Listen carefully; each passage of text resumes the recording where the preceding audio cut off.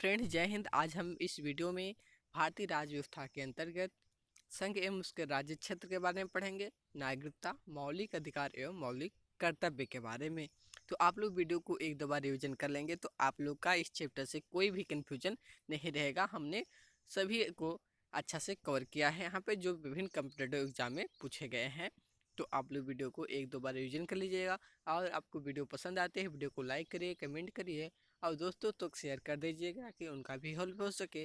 अगर चैनल पर नए हैं तो चैनल को सब्सक्राइब करिएगा और बेल आइकन को प्रेस कर दीजिएगा ताकि आपके पास जल्द से जल्द नोटिफिकेशन चला जाए। ज़्यादा देर न करते हुए प्रश्न की तरफ चलते हैं।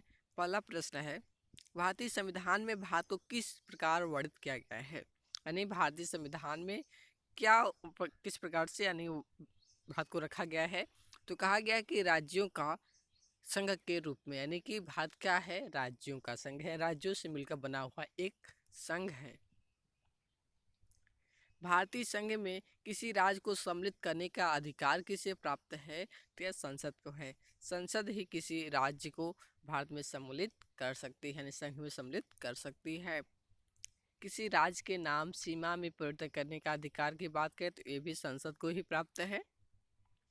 राज्यों के जो राज्यों में पुनर्गठन संबंधी विधेयक को संसद में प्रस्तुत करने से पूर्व किसकी सहमति लेनी पड़ती है? किसकी पूर्व सहमति लेनी पड़ती है? तो अगर राज्य के पुनर्गठन किया जा रहा है तो हम संसद में प्रस्तुत करने से पहले उस विधेयक को राष्ट्रपति से क्या है, परमिशन लेनी पड़ती है, यानी सहमति प्राप्त करना होता है। नए राज्यों के गठन अथवा सीमा में परिवर्तन करने का भी अधिकार संसद को है। किसने देशी रियासतों को भारतीय संघ का अंग बनाने में सबसे महत्वपूर्ण भूमिका अदा की थी? तो वो कौन थे? सरदार वल्लभ भाई पटेल। आप यहाँ चित्र में देख सकते हैं। मूल संविधान में राज्यों को कितने वर्गों में रखा गया था? 4 वर्गों में थे। मूल संविधान की बात करें तो उसमें कितने राज्य थे? 27 राज्य थी। भाषाई आधार पर राज्यों का पुनर्गठन किस वर्ष किया गया था? 1956 में। और भाषाई आधार पर गठित करने वाले प्रथम राज्य की बात करें तो हो जाएगा आंध्र प्रदेश। मूल संविधान में राज्यों को 4 अलग अलग प्रवर्गों को समाप्त करने के लिए किसकी अध्यक्षता में राज्य पुनर्गठन आयोग का गठन किया गया था? क्वेश्चन पूछा गया था फजल अली आयोग के अध्यक्षता में। राज्य पुनर्गठन आयोग का गठन किस वर्ष किया गया था? 1953 में। राज्य पुनर्गठन अधिनियम कब पारित हुआ? 1956 में। 53 में रखा गया था लेकिन 56 में क्या होता है, वो पारित यानी कानून बन जाते हैं। राज्य पुनर्गठन अधिनियम 1956 के पश्चात राज्य और संघ शासित क्षेत्रों की संख्या कितनी थी? 14 और 6 थी। वर्तमान में भारतीय संघ में राज्यों और केंद्र शासित प्रदेशों की संख्या की बात करें तो यहाँ पे 29 है, लेकिन अब यह 28 हो गई है। 28 हो गई, मिस्टेक, 28 और 8 हो गई है। पांडिचेरी को किस वर्ष भारतीय संघ में सम्मिलित किया गया है? तो 1956 में सम्मिलित किया गया था। सिक्किम को किस वर्ष भारतीय संघ में संयुक्त राज्य के रूप में दर्जा प्राप्त होता है? तो 1976 में। इस संवैधानिक संशोधन के अंतर्गत सिक्किम को एक भारत का सह राज्य बनाया गया। तो 36वां संशोधन जब किया गया था तब सिक्किम को भारत का एक सह राज्य बना दिया गया था। किस वर्ष सिक्किम को राज्य का दर्जा दिया गया? 1975 में। हिमाचल प्रदेश को राज्य का दर्जा 1971 में मिला। किस आयोग की अनुशंसा के आधार पर पंजाब पुनर्गठन अधिनियम द्वारा पंजाब और हरियाणा राज्य गठित किए गए? धर आयोग आया था, उसके तहत पंजाब और हरियाणा अलग अलग राज्य बने थे।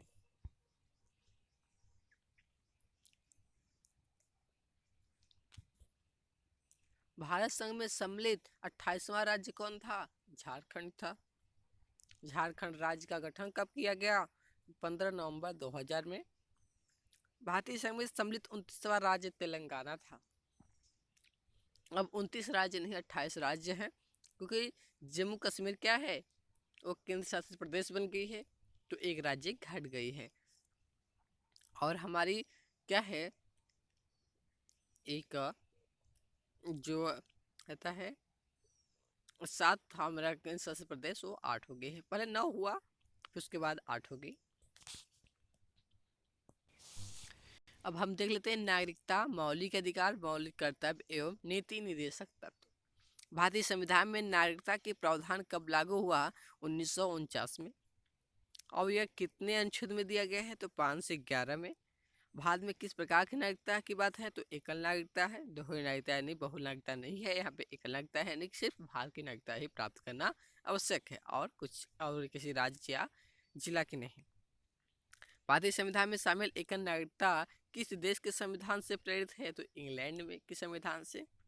किस अनुच्छेद के अंतर्गत संसद को नागरिकता के संबंध में कानून बनाने का अधिकार दिया गया है? तो अनुच्छेद 11 के तहत नागरिकता संबंधी कानून संसद बना सकती है। संविधान द्वारा प्रदत्त नागरिकता के संबंध में संसद ने एक व्यापक नागरिकता अधिनियम कब बनाया था? 1955 में। भारत के नागरिकों को कितने प्रकार की नागरिकता प्राप्त है? तो एक प्रकार की है।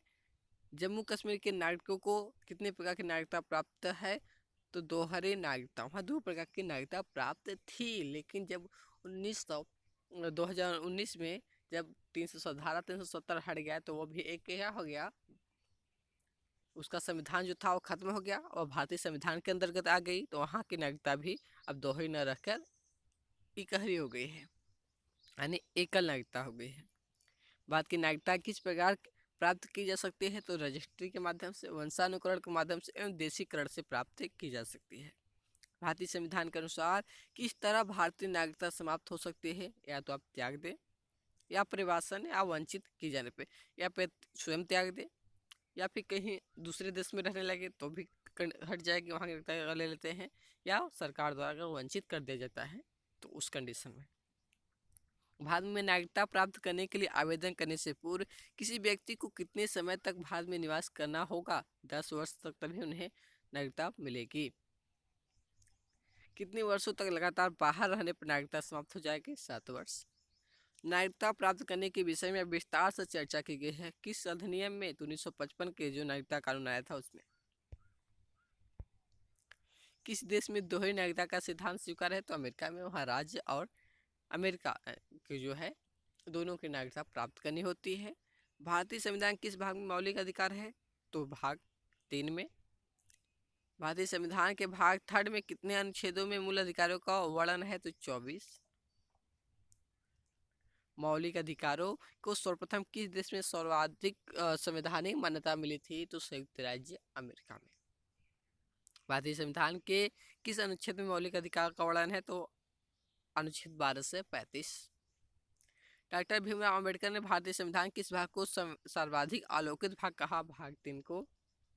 भारतीय संविधान द्वारा भारतीय नागरिकों को कितने मौलिक अधिकार प्राप्त हैं, यानी प्रदान किए गए? तो 7 मौलिक अधिकार प्रदान किए गए थे। जो मूल जो संविधान था उसमें लिखिए अब 6 ही मौलिक अधिकार प्राप्त है, क्योंकि 7वां क्या था? संपत्ति का मूल अधिकार, इसे हटा दिया गया है और इसे कानूनी अधिकार दे दिया गया है, और यह अनुच्छेद 300 क्लॉज खस्ट का में रख दिया गया है कानूनी अधिकार देकर। भारतीय संविधान द्वारा 7 मौलिक अधिकार था, लेकिन अब 6 हो गया। अगला प्रश्न है, वर्तमान भारतीय नागरिकों को 6 मौलिक अधिकार है। भारतीय संविधान में न्यायालय में प्रवर्तनीय है, तो मूल अधिकार प्रवर्तनीय है। कौन मौलिक अधिकार के निर्माण कर सकता है? तो राष्ट्रपति ही करेगा। मूल अधिकारों पर आवश्यक प्रतिबंध संसद लगा सकती है। मौलिक अधिकारों के बारे में सुनवाई करने का अधिकार उच्च न्यायालय और उच्चतम न्यायालय को है। भारतीय संविधान में उद्घोषित मौलिक अधिकारों में संशोधन किस के द्वारा किया सकता है? तो संसद के द्वारा। मूल अधिकारों का संरक्षक की बात करें तो उच्च न्यायालय एवं उच्चतम न्यायालय है। मूल अधिकारों पर आवश्यक प्रतिबंध लगाने का कार्य संसद करेगी। मौलिक अधिकारों का प्रमुख उद्देश्य क्या है? न्यायपालिका की स्वतंत्रता को सुनिश्चित करना। मूल अधिकारों का को प्रवर्तन करने की शक्ति किसे प्राप्त है? उच्च एवं उच्चतम न्यायालय को। भारतीय संविधान के किस अनुच्छेद में समानता का अधिकार है? 14 से 18। विधि के समक्ष समानता का अधिकार है किसको प्राप्त है? नागरिक अधिकार है। भारतीय संविधान की अस्पृश्यता उन्मूलन अनुच्छेद 17 में। 1995 में पारित अस्पृश्यता अपराध अधिनियम को वर्तमान में किस नाम से जानता है? सिविल अधिकार सुरक्षा अधिनियम। भारतीय संविधान में स्वतंत्रता का अधिकार किस अनुच्छेदों में वर्णित है? 1922 तक। भारत का संविधान स्पष्टतः प्रेस की आज़ादी की व्यवस्था नहीं करता, किंतु यह आज़ादी किस अनुच्छेद में अंतर्निहित है? तो अनुच्छेद 19 फर्स्ट क्लॉज का में दिया है। भारतीय संविधान का अनुच्छेद 21 किसके विरुद्ध संरक्षण प्रदान करता है? कार्यपालिका तथा विधायिका दोनों से। भारतीय संविधान का कौन सा अनुच्छेद व्यक्ति के विदेश यात्रा के अधिकार को सुरक्षा प्रदान करता है, सुरक्षा प्रदान करता है? तो अनुच्छेद 21 के अंतर्गत। भारतीय संविधान के किस अनुच्छेदों में शोषण के विरुद्ध अधिकार है? 23 से 24। मौलिक अधिकारों के अंतर्गत कौन सा बच्चा अनुच्छेद बच्चों के शोषण से संबंधित है? अनुच्छेद 24। इसमें कहा गया है कि 14 वर्ष से कम आयु के बच्चे को क्या है, किसी भी कारखाने में नहीं रखा जाएगा। इस अनुच्छेद में कहा गया किसी व्यक्ति को एक ही अपराध के लिए एक बार से अधिक अभियोजित या दंड नहीं दिया जाएगा। आर्टिकल 20 होगा। धार्मिक स्वतंत्रता का अधिकार संविधान के किस अनुच्छेद में है? 25 से 28। संविधान के किस अनुच्छेदों में सिखों द्वारा कृपाण धारण करना धार्मिक स्वतंत्रता का अंग माना गया है? अनुच्छेद 25 में। संविधान के किस अनुच्छेद में अल्पसंख्यकों को अपनी मनपसंद शिक्षण संस्थाओं को स्थापित करने संचालित करने का अधिकार प्राप्त है, यानी अधिकार को सुरक्षा प्राप्त है? अनुच्छेद 30 में है। भारतीय संविधान के किस अनुच्छेद में संवैधानिक उपचारों का अधिकार दिया गया है? तो अनुच्छेद 32 में।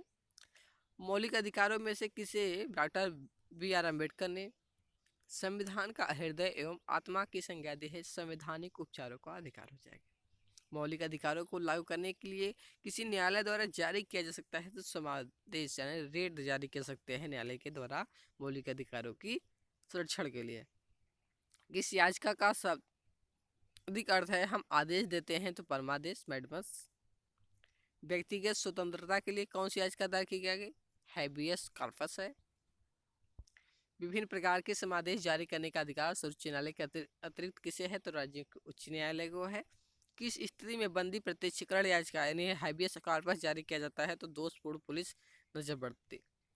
अगर पुलिस बिना दोषपूर्ण उसे बंद कर देती है तो उस कंडीशन में बंदी प्रत्यक्षीकरण जारी किया जाता है। किसी व्यक्ति का अवैध निरुद्ध के मामले में न्यायालय द्वारा जारीकृत परमादेश जारी की जा सकती है? तो हैबियस कॉर्पस। कौन सा समादेश किसी अवैध व्यक्ति को अवैध व्यक्ति से सरकारी पद को बचाने के लिए जारी किया जाता है? अधिकार परीक्षा क्यू वारंटो।